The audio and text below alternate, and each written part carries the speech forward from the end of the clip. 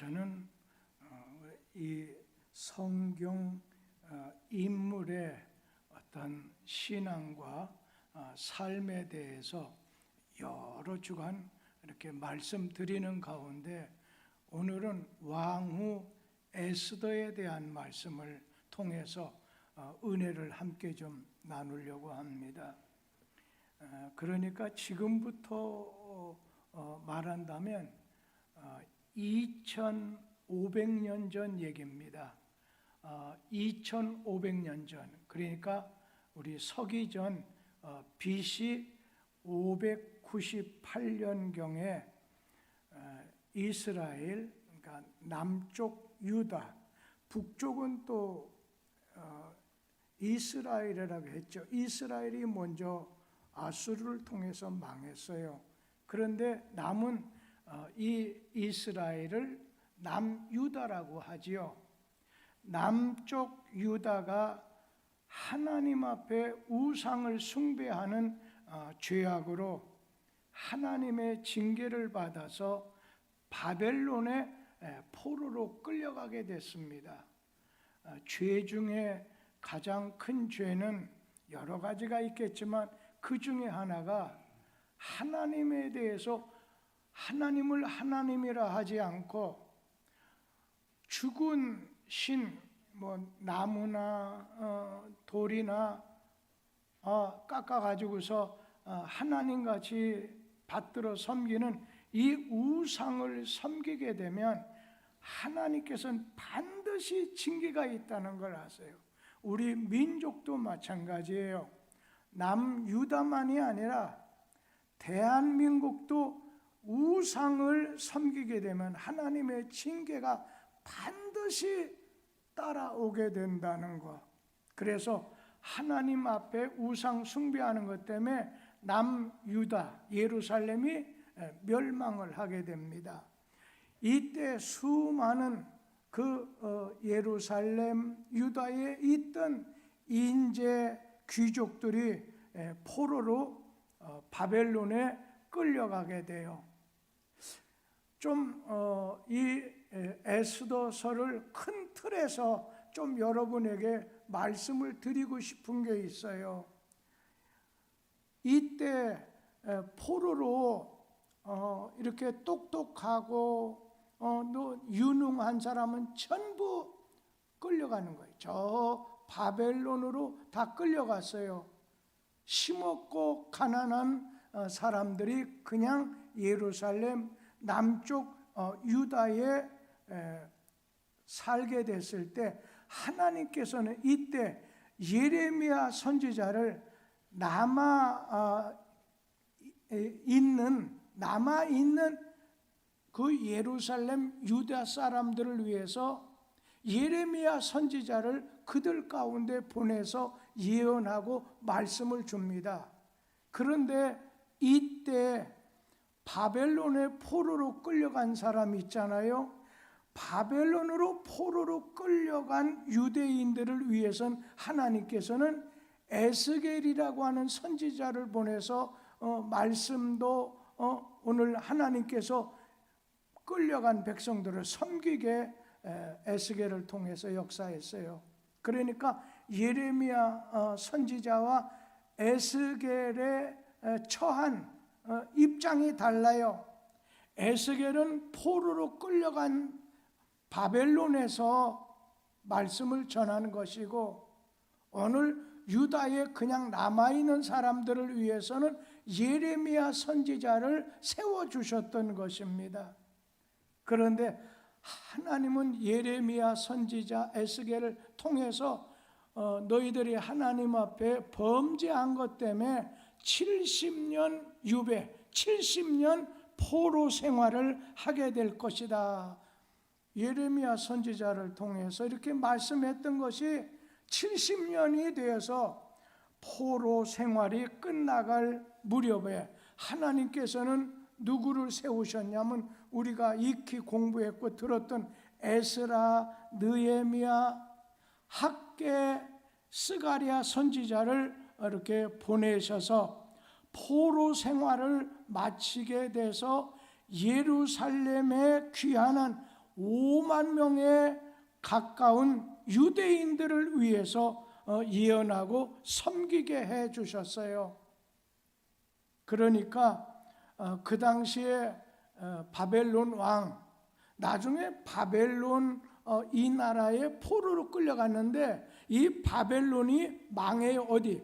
바사 제국, 페르시아 제국에 의해서 망하게 돼요. 그러니까 바벨론이 먼저고 그 다음에 바벨론 망한 다음에 페르시아, 바사 제국이 나오니까 같은 나라다 그렇게 생각하면 됩니다.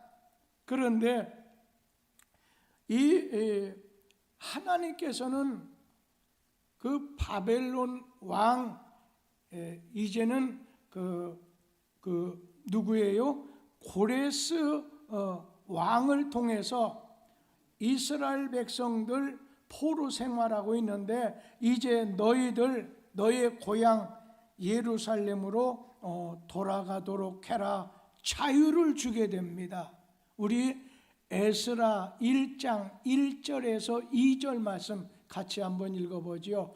바사왕 고레스 원년에 여호와께서 예레미야의 입을 통하여 하신 말씀을 이루게 하시려고 바사왕 고레스의 마음을 감동시키심에 그가 온 나라에 공포도 하고 조서도 내려 이르되, 바사왕 고레스는 말하노니 하늘의 하나님 여호와께서 세상 모든 나라를 내게 주셨고 나에게 명령하사 유다 예루살렘에 성전을 건축하라 하셨나니, 하나님은 유다 백성들을 70년 가운데 70년 전에 하나님 대신에 우상을 숭배한다고 해서 그들을 포로로 다 잡아갔어요.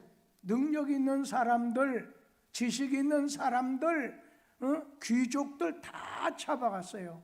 그런데 하나님께서는 내가 용서하마 70년 후에 너희 고국으로 가서 하나님 섬기게 되리라 예레미야를 통해서 주신 말씀처럼 하나님께서는 이 에스라 선지자를 통해서 어떻게 해요?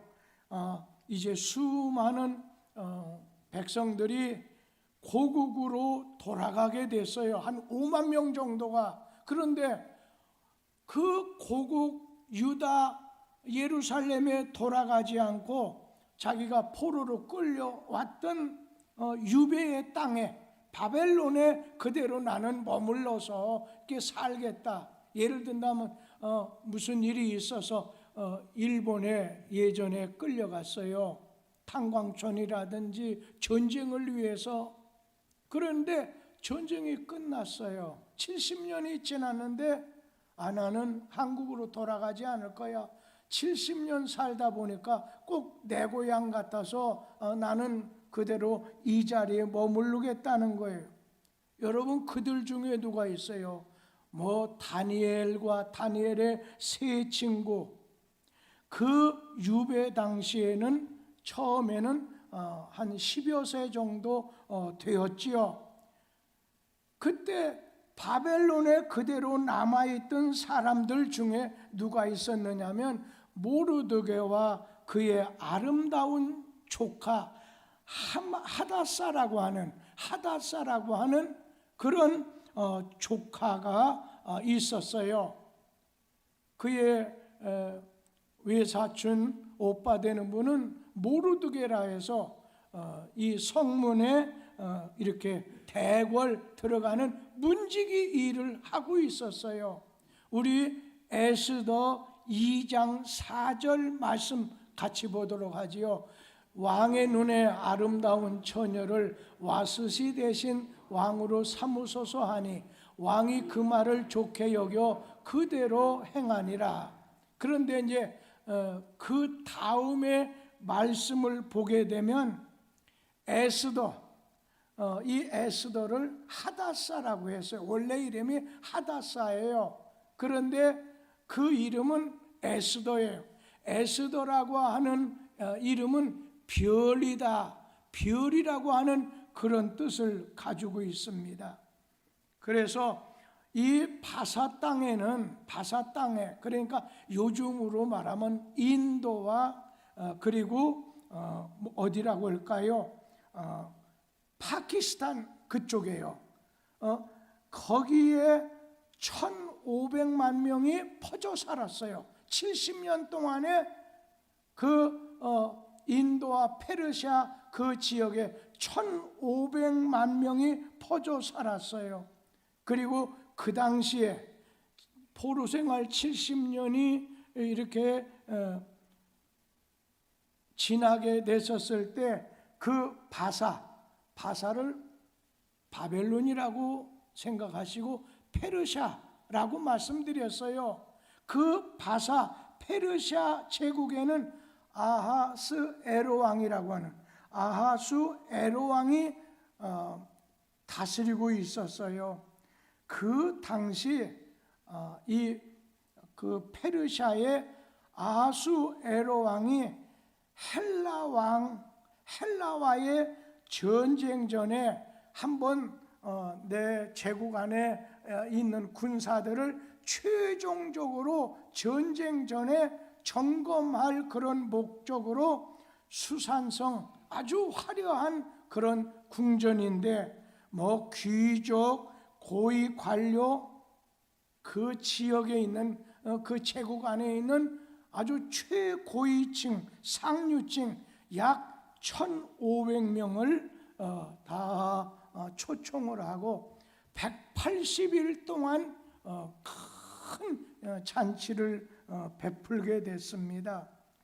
그런데 왕이 이렇게 수산에서 즉위한 지 3년째 되던 해 이 아하수에롱이 127도를 다스렸는데 오늘 그가 180일 동안 잔치를 하면서 나라의 부와 영화를 위엄을 자랑하게 됐어요.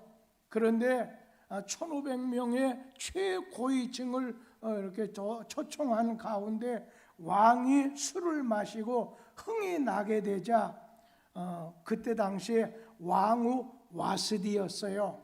그 와스디를 불렀어요. 왜냐하면 자기 그 와이프 이 와스디 왕후가 얼마나 위엄과 얼마나 이쁜지를 모든 제국에서 대표로 온 사람들에게 보여주고 싶었어요. 자랑하고 싶어서 불렀는데 이 와수디 왕후가 왕명을 거절하고 오늘 자리에 나타나지 않게 되자 그냥 그 아하수에로 왕이 즉시 와스디 왕후를 폐하라 말이야. 폐위시키고서 전국에서 가장 이쁘고 아름다운 그런 처녀 에스더를 뽑아가지고서 오늘 왕으로 세우게 됐어요. 여러분, 우리나라 역사에도 우리 역사의 고려인이죠. 옛날에 조선, 그다음 그 전에 고려인으로 원나라, 중국의 원나라 순제의 비가 된 오늘 기자오의 딸 기황후가 있지요. 우리 TV를 통해서 많이 보셨을 것입니다. 지금 조선이라고 고려라고는 아주 작은 속국의 여인을 왕으로 세웠듯이 오늘 이방의 속국인 유다인을 대제국의 이렇게 국모로 삼게 된 것입니다. 근데 이 에스더는 일찍이 부모님을 잃어버리고 모르드게는 사촌 오빠 밑에서 양육을 받았는데 아주 용모가 아름답고 좀 고왔던 것 같아요. 우리 에스더 2장 4절에서 말씀에 다시 한번 읽어보도록 하지요. 왕의 눈에 아름다운 처녀를 와스디 대신 왕으로 삼으소서 하니 왕이 그 말을 좋게 여겨 그대로 하니라. 에스더를 왕으로 세우게 된 것입니다.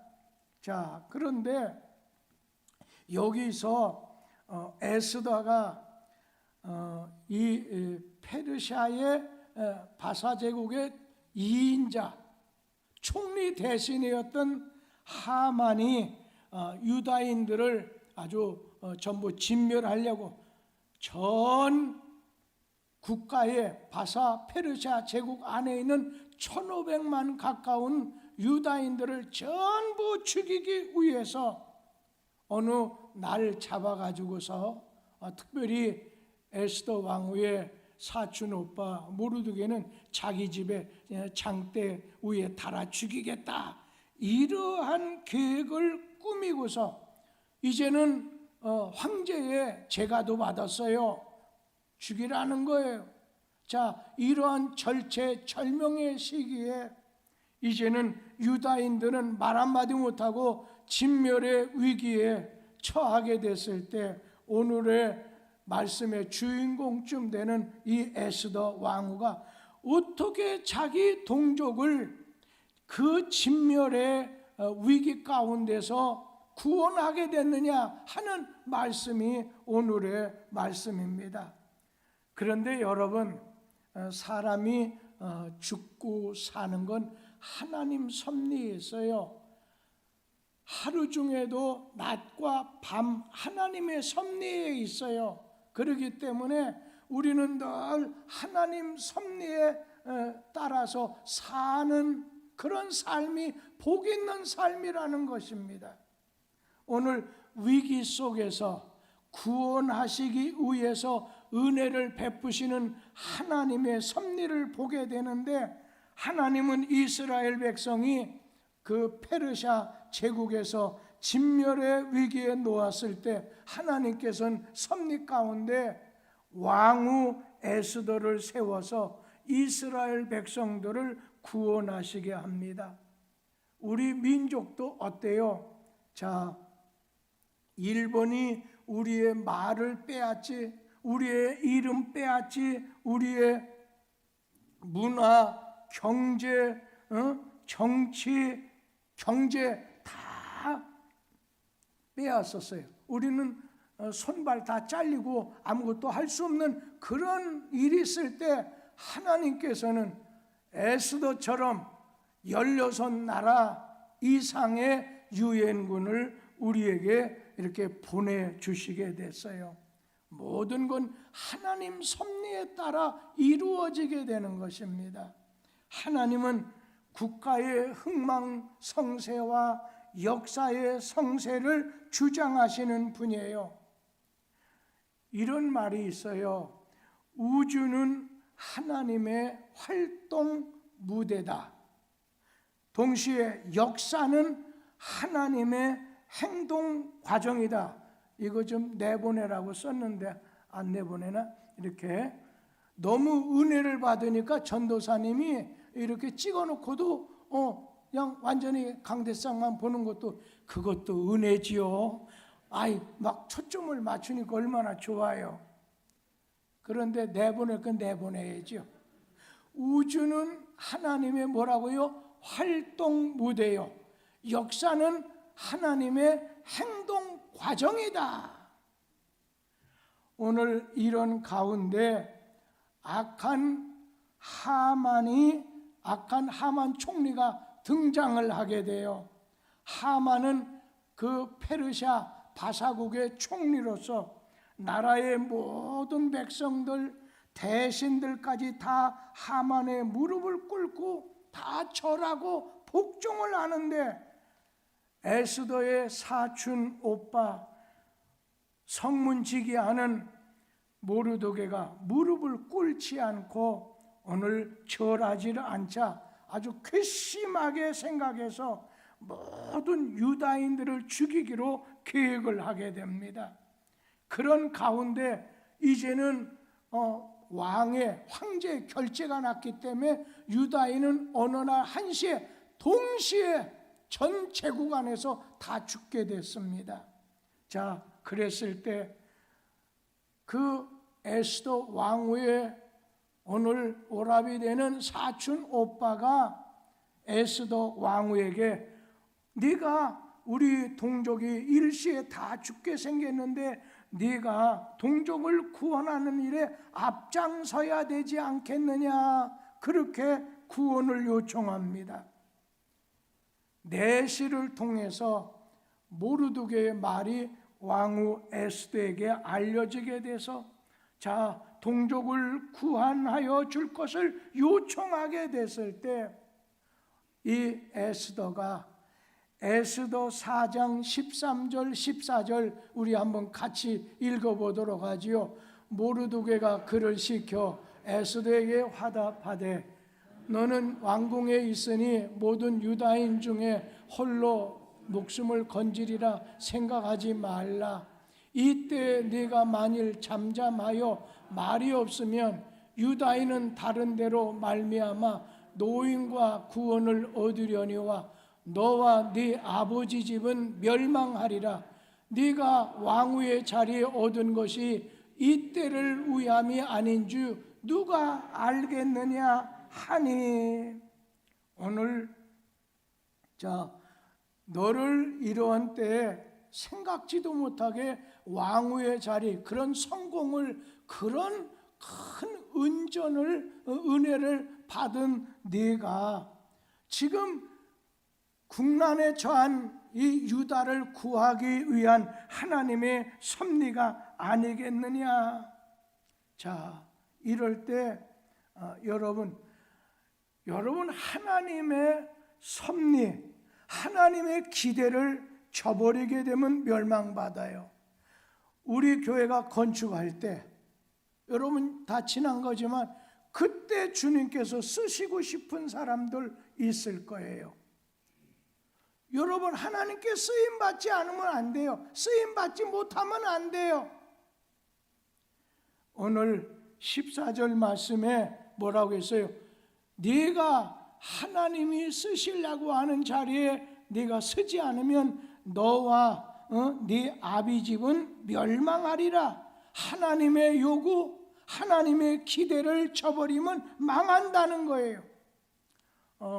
1536년, 그러니까 한참 세계적으로 종교개혁이 일어나게 됐었을 때에 칼빈, 장로교회를 세우신 칼빈이라고 하는 분이 1536년 칼빈이 제네바라는 곳에 유숙하게 됐을 때 월리암 파렐이라는 사람이 오늘 그에게 찾아와서 종교개혁을 하자고 간청하게 됐을 때 처음부터 예한 거 아니에요.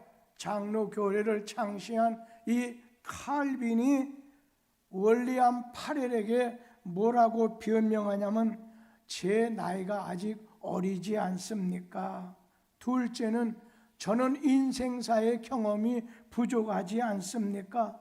세 번째는 저는 더 공부해야 되겠고, 네 번째는 꼭 옛날 아론처럼 나는 성격이 수줍고 겁이 많아서 나는 하기가 어렵습니다. 사양하게 됐을 때 월리암 파렐이라고 하는 사람이 장로교를 세우신 그 창시자 칼빈을 향해서, 종교개혁자 칼빈을 향해서 만일 내 청을 거부한다면, 당신이 은거하게 된다면, 평안히 공부하려고 한다면은 하나님이 당신을 저주할 것입니다. 하나님의 사용하시겠다는 것을 만약에 거절하면 당신은 죽을 겁니다. 이러자 이 칼빈, 잔 칼빈이 막 정신이 버떡 들어가지고 그 파렐에게 내가 종교개혁 말틴 루터와 더불어서 종교개혁에 앞장서겠습니다 해서 오늘 세계에는 종교개혁이 일어나게 되고 있습니다. 지금 우리가 살 때 지금은 제2, 제3의 종교개혁이 일어나는데 예전에는 신앙적인 거라면 이제는 신앙을 담은 오늘 문화를 통해서 종교개혁을 일으켜야 돼요. 그러려면 문화를 옷 입은 종교 개혁이 일어나려면 여러분 원리, 여러분 공식이 있잖아요. 모든 인생에는 자연도 원리가 있어요. 신앙도 원리가 있어요. 우리 삶에도 원리가 있어요. 그 중에 하나님이 남녀자를 이렇게 해놨는데 그냥 남자끼리 동성이나 이런 데로 가게 되면요, 이거는 하나님의 원리, 문화적인 것을 깨버린 거예요. 이러면요, 우리가 잘 아는 아브라함의 조카 롯, 소돔과 고모라 성이 이런 하나님의 주신 삶의 원칙을 건드렸을 때 여러분 거긴 망해요. 하나님 섬기는 것을 유다인들이 우상을 대체했고 지금은 하나님의 신앙을 옷 입는 문화를 잘못하면 안 돼요. 그래서 항상 우리 자신은 이 신앙적인 면에서 얼마 전까지만 해도 기독교 신앙에 있어서 그냥 예전에는 기독교의 신앙, 그러다가 기독교의 정신, 기독교의 신앙 왔어요. 그리고 기독교의 생활, 그리고 기독교의 문화. 지금은 기독교의 문화가 잘못되면요, 여러분 자녀들 다 잘못될 수 있어요. 잘못된 문화 속에 들어가지 못하도록 원리, 하나님의 말씀, 하나님의 말씀은 변함이 없어요. 그걸 붙잡으면 성공해요. 오늘 우리 자신들 이때를 위함인지 누가 알겠느냐는 거예요. 하나님 손안에 도구가 돼서 네가 쓰임 받아야 되지 않겠느냐. 우리 하나님께서 여러분에게 너를 통해서 네 가족이, 네 형제가, 네 이웃 친구가 구원받고 이 지역이 구원받게 되기를 원하는데 네가 그러면 되겠느냐. 지금 우리 교회 아주 중요한 어쩌면 위기가 있어요. 제가 오늘 어제 저녁에 양양교회를 들렸다 오려고 교인들 먼저 이렇게 보러 가는데 갑자기 쥐라는 거 있죠. 막 발에 쥐가 나고 막 땅땅해지는 것으로 움직이지 못하게 해서 안 되겠다. 그래서 어제 그냥 통나무 집에서 좀 자고 오늘 이렇게 오는 중에 양평에 교회로 그냥 와야 되겠다 해서 양평에 오는 중에 양평에 있는 목사님 몇 사람을 우리 교회 자칫 잘못하면 우리 양평 침례교 목사 초청하면 자꾸만 목사가 날 감시하는가 이렇게 할까 봐 그냥 다른 장로교회 목사라든지 이렇게 그 지역에서 좀 나이가 드신 분들 와서 제가 좀 거기 보니까 신라 한식 뷔페가 있더라고요. 그래서 그분을 초청해서 대접하는 중에 식사가 나 빨리 가야 됩니다 하면서 일어나니까 아니 당신 뭐 이렇게 가려고 하냐, 부목에게 맡기고 당신 좀 차라도 마시고 어쩌고해서 아니요, 내가 마지막 목회하는 그날까지, 담임 목회하는 그날까지는 내 자리를 지켜야죠. 그랬더니 한 사람이 다른 교회 목사들은 건축을 하게 되면 그냥 한 달이나 두 달 외국에 나가서 너무나 어떻게 보면 전체를 관장하니까 신경도 많이고 병도 많이 나기 때문에 아니요, 하나님이 나를 세워주신 그날까지는 내 자리를 나는 지킬 것입니다. 그랬더니 절 보고 뒤에다 대고 불쌍한 사람 그러더라고요.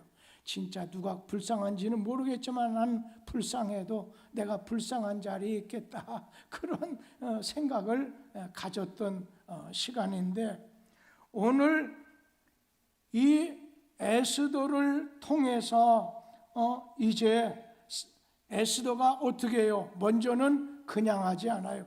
기도보다 앞서지 마세요. 자, 어려운 일 당하게 됐었을 때 다른 외국의 도움을 받아야 되냐? 안 해요. 에스더 왕후가 말하기를 저도 왕궁에서 3일간 시녀들과 더불어 금식하겠습니다. 그러니 수산궁에 있는 많은 사람들 금식하자는 거예요. 금식하라는 거예요. 그리고는 내가 금식한 다음에 아하수 에로왕에게 나갈 텐데 죽임을 당하면 나 죽겠습니다. 죽음은 죽으리이다. 오늘 왕의 규례를 어기고 그 당시에 왕의 규례를 어기고 가면 전부 죽여요. 왕후가 됐건 누가 됐건 오늘 죽이게 되는데 죽기를 각오하고 왕에게 나가서 자기 민족의 구원을 허락해달라고 에스더 4장 16절에 이렇게 나오게 됩니다. 한번 다 같이 읽어보지요. 당신은 가서 수산에 있는 유다인을 다 모으고 나를 위하여 금식하되 밤낮 3일을 먹지도 말고 마시지도 마소서. 나도 나의 시녀와 더불어 이렇게 금식한 후에 규례를 어기고 왕에게 나아가리니 죽음은 죽으리이다 하니라. 오늘 우리는 민족을 구원하기 위한 에스더를 보면서 어린이 이 가정의 달을 맞으면서 이제는 여러분들 어떻게 아브라함이 이 이삭을 복되게 하라. 그래서 하나님께서 이삭에게 네 아버지 아브라함 때문에 너를 복준다는 것처럼 우리 교회는요 이젠 대부분이 여러분이 아브라함처럼 60도 넘고요 70도 넘은 사람들이에요. 그러면 여러분 뭘 해야 되겠습니까? 집에 누워 있어야 돼요? 그냥 어디 돌아다니기만 해요? 그랬더니 제가 지나치는 거기 어떤 합동층 목사가 온 가운데 나는 나중에 내가 일선 목회가 끝나면 좀 전도하러 이렇게 캠핑카 하나 구하면 그러겠다 했더니 아이고 캠핑카 해가지고서 어려움 당한 목사가 있어요. 이제 미국에서 목회하다가 한국에 와가지고 이 캠핑카를 사가지고 이렇게 돌아다닌 그런 목사도 있었던 것 같아요. 저도 처음 들었어요. 그런데 그분이 가지고 다니는 차가 억대가 되다 보니까 이렇게 지역의 5일장이나 이런 데 온 사람들이 아니 좋은 차를 끌고 전도하러 간다는 좋은 뜻을 가진 너무 좋은 차를 가지고 다니다 보니까 안 되더라는 거예요. 문제가 생기더라는 거예요. 그래서 할 수 없이 그거 팔아버리고 그냥 시골 교회 가서 목회한다는 그런 얘기를 제가 오늘 장로교 목사를 통해서 어제 행성에 오셨던 분을 통해서 했어요. 그래서 야 좋은 차도 안 되고 썩음썩음한 거 가지고 다녀야 되나 이제 제가 그런 생각도 해봤습니다만은 지금 여러분에게 이삭과 같은 여러분 후손들에게 뭘 가르쳐? 원리를 가르쳐야 되는데 뭘 가르쳐? 주일날은 무조건 교회 가는 거. 이제는 여러분 자식도 키가 크고 나이 먹으면 여러분 말 안 들어요. 그렇기 때문에 내가 죽기 전에는 생명 걸고 이렇게 해야 되겠다. 11조 생활하고 주일 지키는 거, 하나님 잘 섬기는 거 이거 가르쳐야 되지 않겠어요? 내 자손으로 하여금 저주받는 게 아니라 아브라함처럼 오늘 이삭으로 복을 받게 하라는 거예요. 저는 우리 교회 꼭 그렇게 되길 바라요. 마지막에 부모 때는 여러분 때는 잘 믿었는데 오늘 여러분 그렇지 않으면 이제 우리 교회는 위기 속에 있을 수 있어요. 목사가 되게 바뀔 때 문제 생겨요. 제가 이제 그만두게 이제는 그 담임 목사직에서 서서히 그만둘 때가 되다 보니까 가장 가까운 게가 여러분 어디예요? 성진교회 아시죠? 성진교회 목사는 바뀌지 않았지만 부임한 다음에 교인들이 좀 그게 죄송한 얘기죠. 신양교회 많이 갔어요. 앞장서던 사람 신양교회 그 길 건너편에, 그리고 우리 교회보다도 나았던 이 동서울교회 바로 여기 있잖아요. 그 교회 이제 벌써 목사가 3번 바뀌었다고 하더라고요. 이제 떠난 지 불과 3, 4년 지났는데, 근데 이번에 오신 분이 뭐 기도원까지도 충주에다가 이렇게 하나 마련했다고 하면서 이번에는 오래 계시겠지 이렇게 하더라고요. 지금 우리 교회 옆에 있는 이걸 위해서 여러분이 기도해야 되지 않겠어요? 건축을 위해서는 2009년, 2010년 김인철 장로님이 건축준비위원장 2010년 그때부터 기도 많이 했잖아요.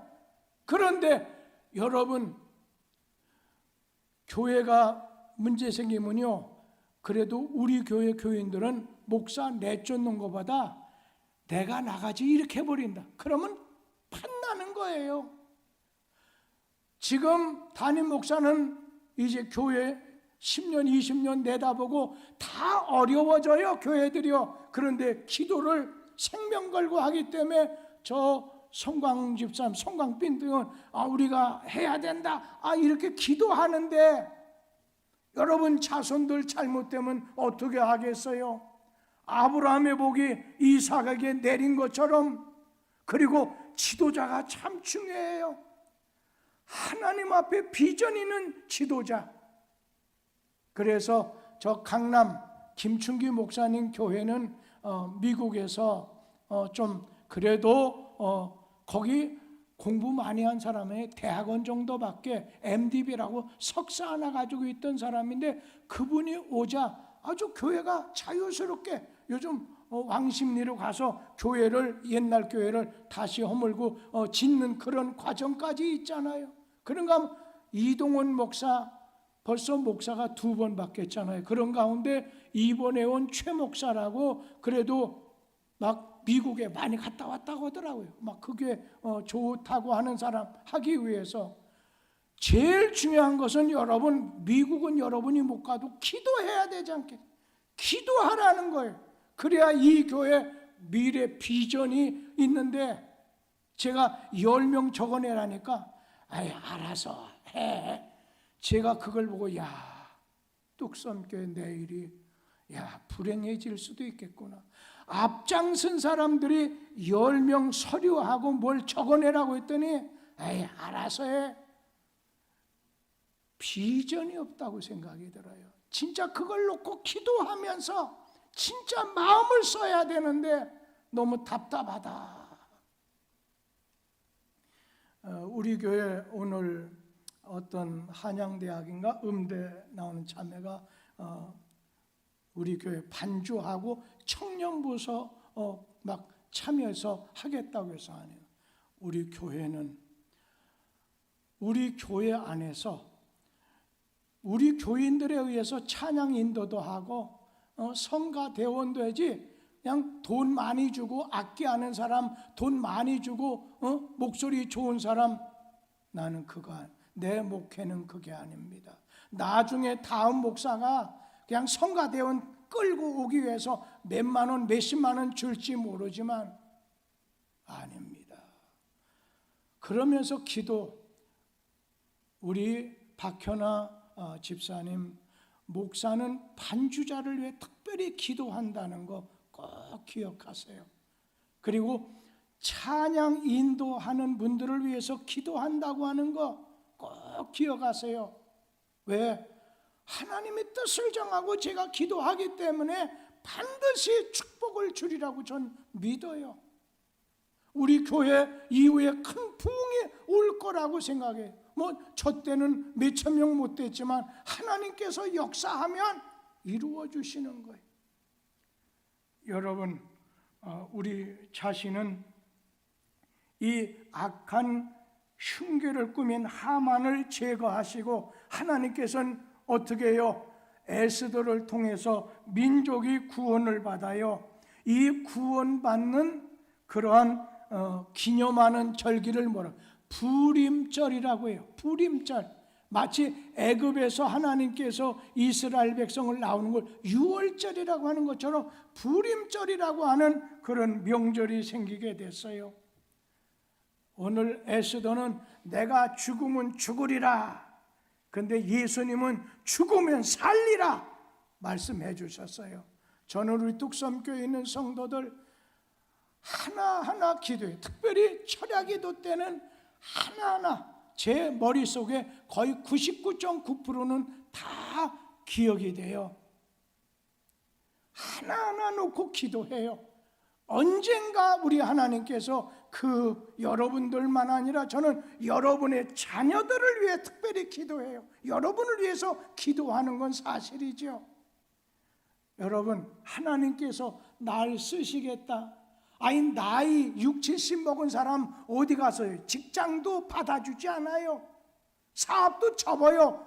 이럴 때 하나님 앞에 기도하기 위해서, 특별히 주님의 뜻을 이루기 위해서 어느 것을 하나님께서 요구하고 기대할 때 주님께 쓰임 받으라는 거예요.